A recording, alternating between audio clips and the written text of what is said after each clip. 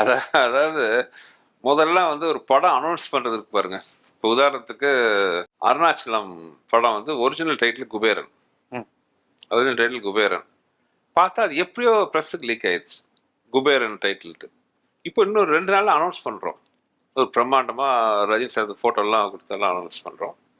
பார்த்தா அந்த குபேரன் டைட்டில் வந்தோன்னா ஐயோ டைட்டில் ஃப்ரெஷ்ஷாக பேங்க்ல இருக்கணும் அப்படின்னு சொல்லிட்டு அப்புறம் வந்து அருணாச்சலம் டைட்டில் ரஜினி சார் சொல்லி வச்சோம்.